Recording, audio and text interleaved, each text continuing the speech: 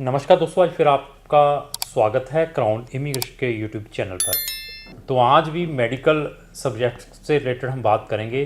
जो बच्चे अपनी मेडिकल की डिग्री किसी भी कंट्री से कर लेते हैं, उसके बाद उनके लिए फ़र्दर क्या क्या ऑप्शंस रहते हैं। अगर उन्होंने किसी भी स्पेसिफिक कंट्री का लाइसेंस लेना है, किस वे से ले सकते हैं, उसके बारे में ये हमारी कंप्रहेंसिव वीडियोज़ रहेगी। और हमारे पास कम से कम 40 ऐसी कंट्रीज़ हैं जहाँ पर आप एज ए डॉक्टर प्रैक्टिस कर सकते हैं, या वहाँ पर आप अपना MD MS भी कर सकते हैं। जो मैं ये वीडियो बनाने जा रहा हूँ, ये आपको किसी भी चैनल के ऊपर नहीं मिलेगी।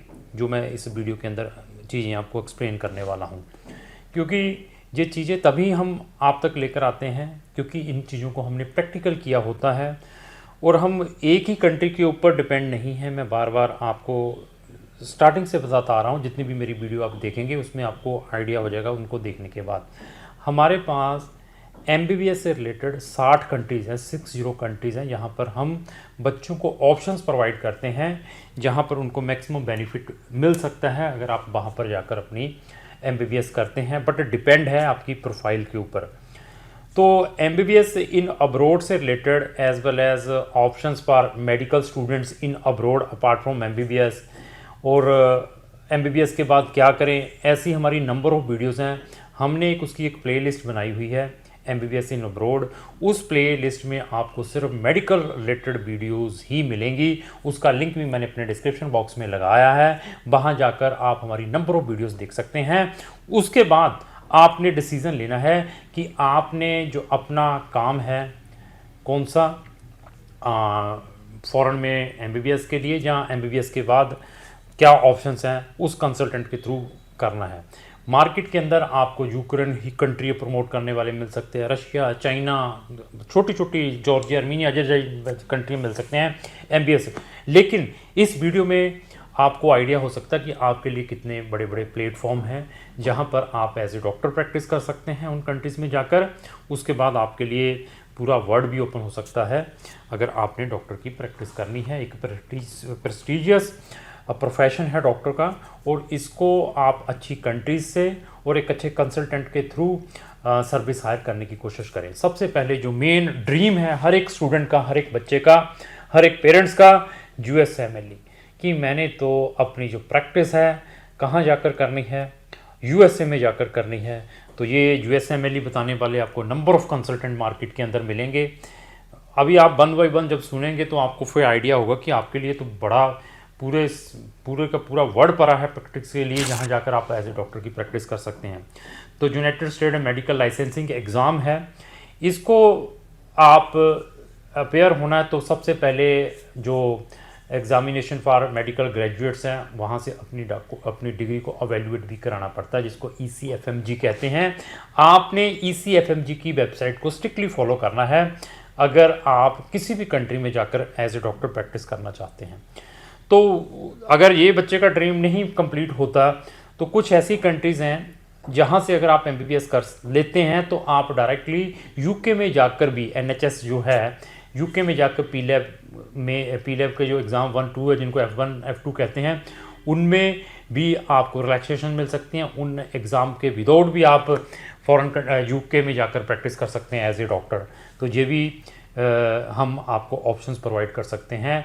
तो वो कंट्रीज़ कौन सी है वो भी मैं आपको सजेस्ट करूंगा कि अगर आपकी MBBS इन कंट्रीज से है तो you can directly practise as a doctor in UK। ऐसी कंट्रीज में मैं आपको सजेस्ट कर सकता हूं। अगर आपने अनदर कंट्री से किया तो आपको फिर इन F1 F2 को क्लियर करके ही आगे वहाँ का लोकल लाइसेंसिंग लेना पड़ता है। इसी के बाद हमारे पास फिजिशियंस असिस्टेंट के प्रोग्राम्स हैं उन बच्चों के लिए जो बच्चों को कहीं पर भी लाइसेंस नहीं मिलता। उसके लिए भी मैं आपको काउंसलिंग प्रोवाइड कर सकता हूं जब आप मुझे एंगेज करेंगे। इसके बाद बच्चे का आता है कि मैंने कनाडा में जाकर प्रैक्टिस करनी है, तो कैनेडियन मेडिकल काउंसिल के एग्ज़ाम किस वे से दे सकते हैं उसके बारे में वी आर वेरी टेक्निकल। वहाँ के एग्ज़ाम्स बाई सिटिंग हेयर है या वहाँ जाने के बाद है। अगर आप डॉक्टर हैं तो विदाउट आप लाइसेंस वहाँ का अगर PR ले लेते हैं, परमानेंट रेजिडेंसी ले लेते हैं, वहाँ जाने के बाद आपको कौन कौन से एग्ज़ाम क्लियर करने हैं। तो वहाँ एग्ज़ाम क्लियर करने से पहले आपको IELTS में कितने बैंड होने चाहिए उनके बारे में भी हम आपको ज्ञान प्रोवाइड कर सकते हैं। इवन अगर आपने एमबीबीएस ऑलरेडी की है, आप एक क्वालिफाइड डॉक्टर हैं, चाहे आप एमबीबीएस है, चाहे बीडीएस है, चाहे फिजियोथेरेपिस्ट है, और डायरेक्टली किसी कंट्री की परमानेंट रेजिडेंसी लेना चाहते हैं, तो क्राउन इमिग्रेशन उन कंट्रीज़ के बारे में भी नॉलेज देगा, आपको प्रोवाइड करेगा। अभी डिपेंड आपके ऊपर है कि क्या आपके कंसल्टेंट को इतना नॉलेज है या नहीं है। ऑस्ट्रेलिया जैसी कंट्री में, न्यूजीलैंड जैसी कंट्री में एज ए डॉक्टर प्रैक्टिस करना है आफ्टर एमबीबीएस, या वहाँ जाकर एमडीएमएस करना है, तो उसके क्या प्रोविज़न है। ऑस्ट्रेलियन मेडिकल काउंसिल क्या है, उसमें आपने अपनी डिग्री को कैसे एवेल्युएट करवाना है।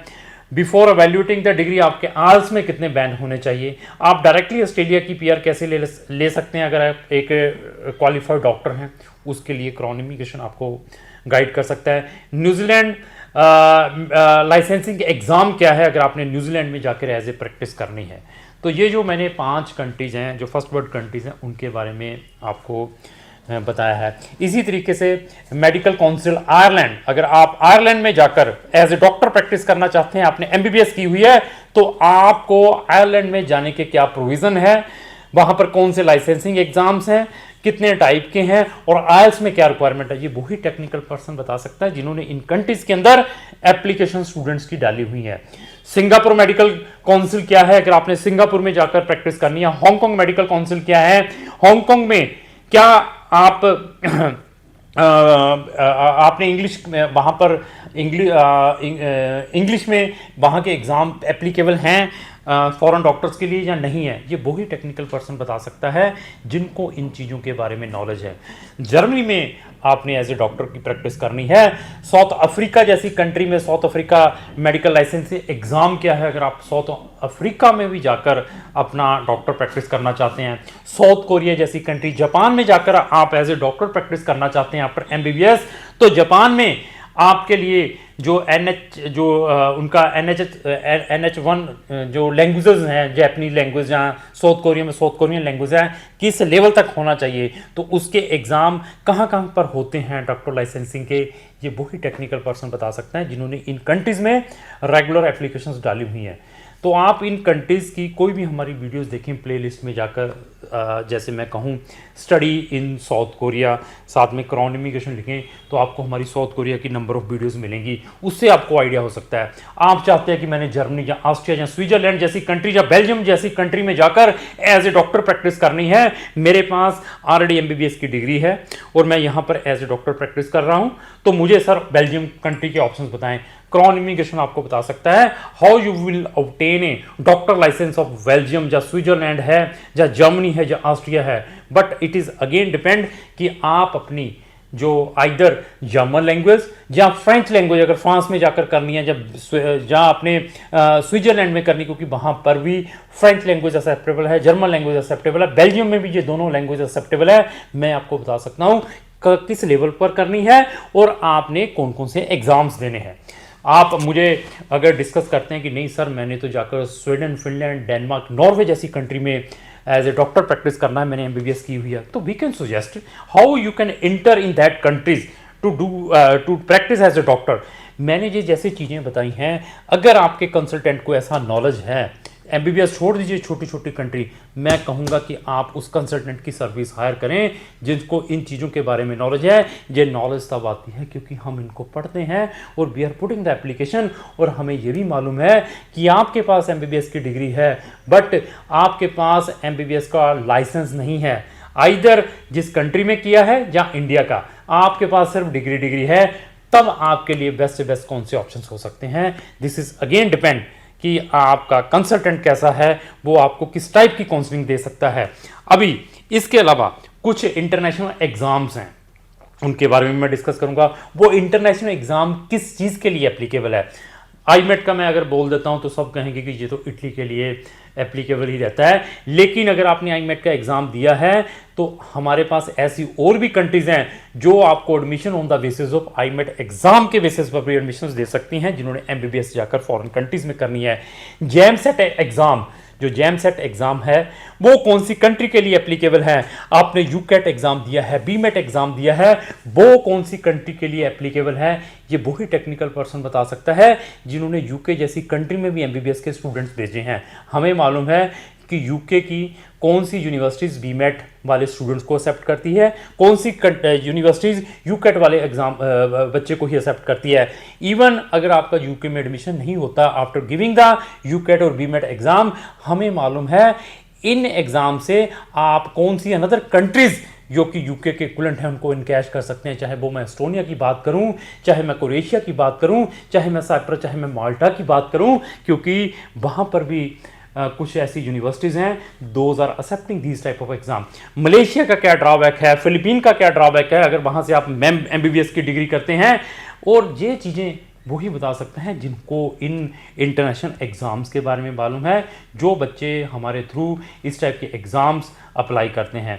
तो अभी डिपेंड आपके ऊपर है कि आपने अपनी जो सर्विस है आइदर फॉर MBBS एडमिशन्स के लिए, आइदर अपार्ट फ्रॉम MBBS में अगर कुछ आपने मेडिकल में कैरियर बनाना है, आफ्टर MBBS में आपको क्या ऑप्शंस मिल सकते हैं। आपने जनरल स्टडी में फॉरेन कंट्री में जाना है, इंजीनियरिंग के लिए किसी फॉरेन कंट्री में जाना है, तो आपको under one umbrella number of options मिल सकते हैं। इवन कौन सी कंट्री में आप अपनी स्पाउस के साथ जा सकते हैं, और कौन सी कंट्री में आप अपने पेरेंट्स को भी वहाँ पर माइग्रेट करवा सकते हैं, और कौन सी कंट्री में आप आफ्टर कंप्लीशन ऑफ MBBS वहाँ पर ही सेटल हो सकते हैं। अगेन डिपेंड आपके कंसल्टेंट के ऊपर। तो हमारे चैनल के ऊपर इस टाइप की नंबर ऑफ वीडियोज़ हैं, हमारे 2 चैनल हैं, हम दोनों चैनलों के ऊपर इस टाइप की नंबर ऑफ वीडियोज़ डालते रहते हैं।